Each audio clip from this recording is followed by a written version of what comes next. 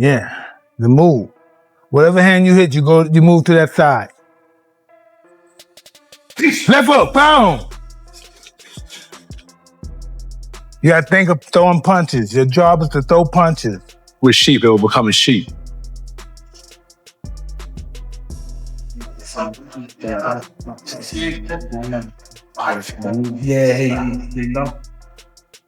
Anthony Joshua is training with Mike Tyson for his fight against Jake Paul.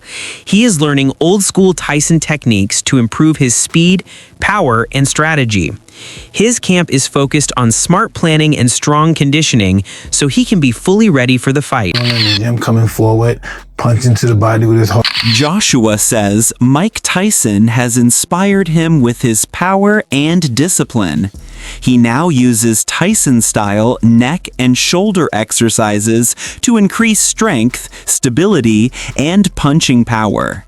These drills show how learning from legends helps improve his training. I got from Mike Tyson. A lot of wrestlers do this. Quite dangerous, actually. Physios don't like this type of stuff, but it's good for neck conditioning. It's called neck bridges. And it's flexibility and strength at the same time. So it's a really good exercise if you... Mike Tyson praised Joshua and called him an amazing fighter.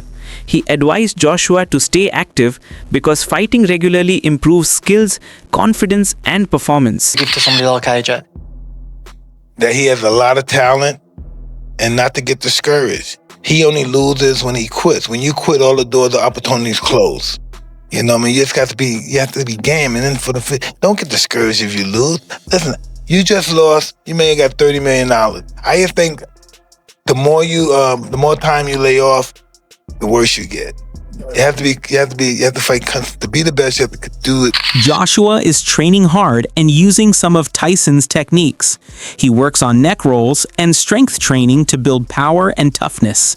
His routine focuses on speed, conditioning, and technique to increase punching impact, agility, and endurance.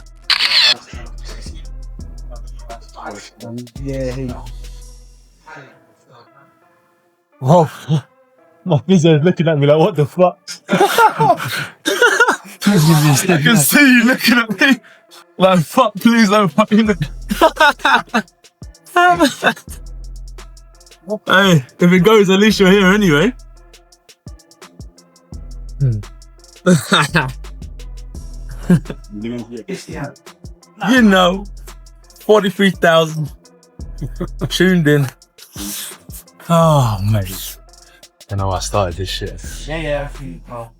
Mate, just do you want to set up the physio table to the flats and Anything. get back up? I'm easy, bro. Eat.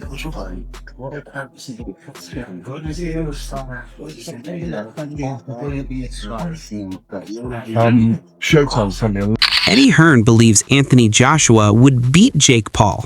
He says Paul isn't a top-level boxer, but people shouldn't think Joshua's win would be too easy. Joshua has beaten strong fighters like Francis Ngannou because of his skill, hard training, and strategy. Big Paul Anthony Joshua 50-50 fight. What do you make of that? Yeah, I just said in another interview, great if it is. I mean, if it is, then you've got no problem seeing it. But when AJ,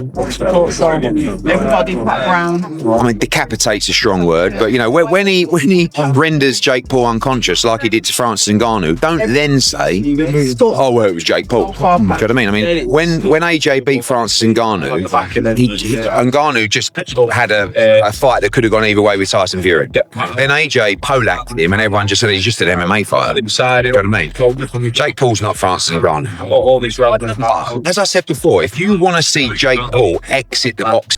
Nigel Benn is worried that celebrity fight hurt real boxing.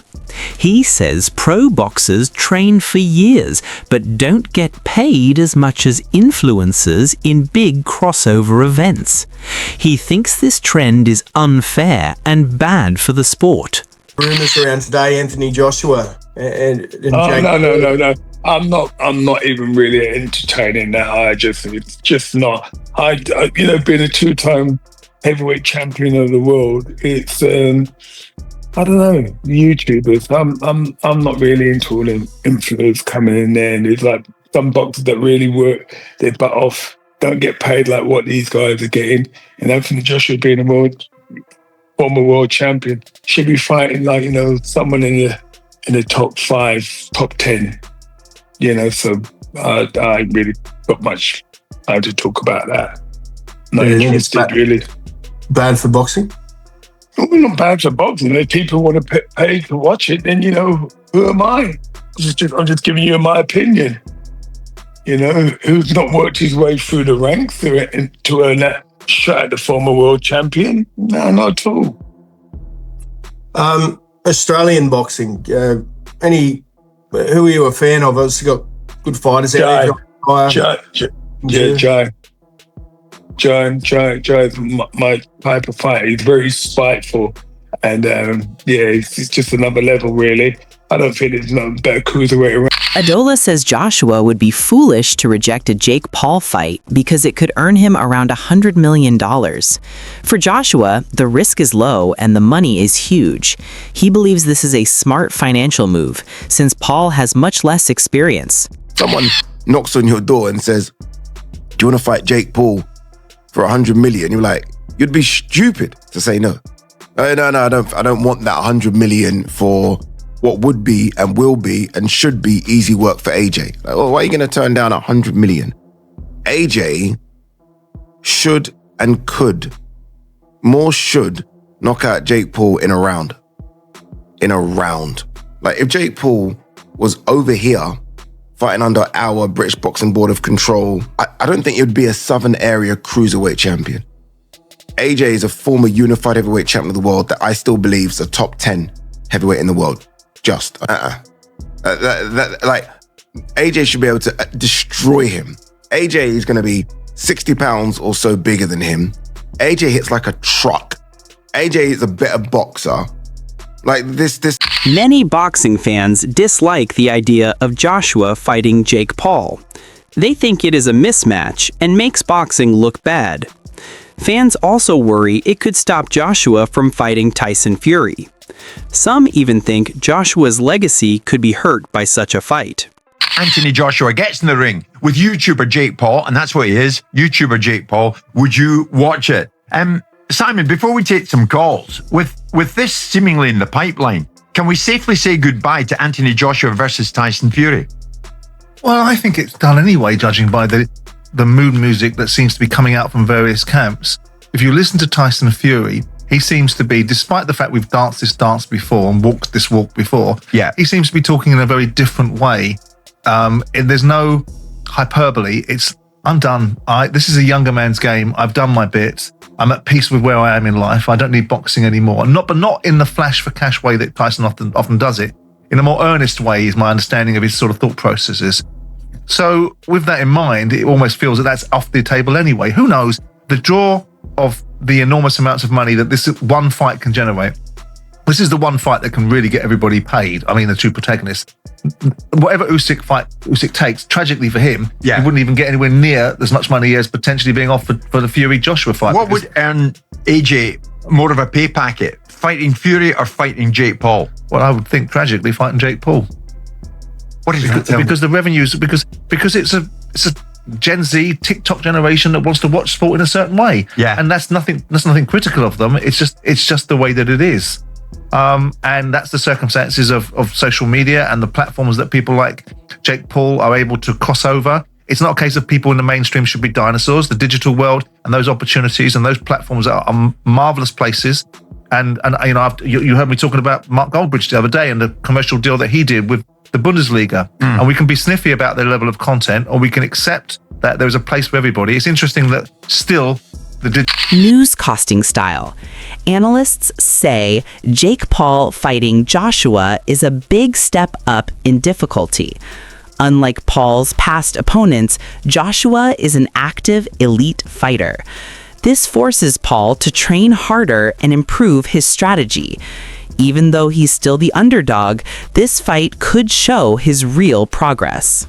Even bigger than the Mike Tyson fight. It's hard to say, really. Tyson was a big name, but it's going to do numbers regardless because Joshua is a big name, and then people are going to be tuning in to see Jake Paul get knocked out. Right now, Eddie Hearn talks about Jake Paul taking this Joshua fight. I mean, my estimations of Jake Paul would go through the roof if he signs to fight Anthony Joshua, because I just can't believe in my mind that he would do something like that. I mean, Gervonta was a smart one because of his size. Like, you know, I think actually he would have had a lot of success against Jake Paul, but the size is a problem.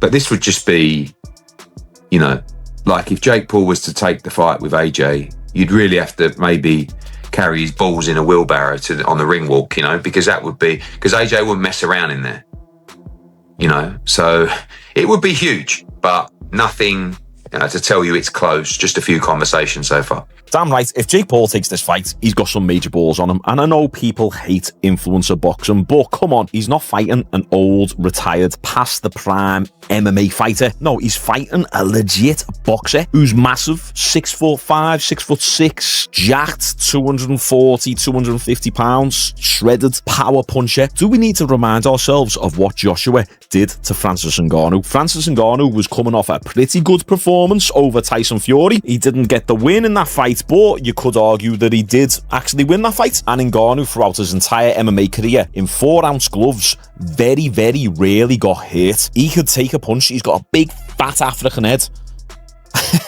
Big, thick neck, traps, back. He just can't read. Newscasting Style doubts the Joshua versus Jake Paul fight will happen.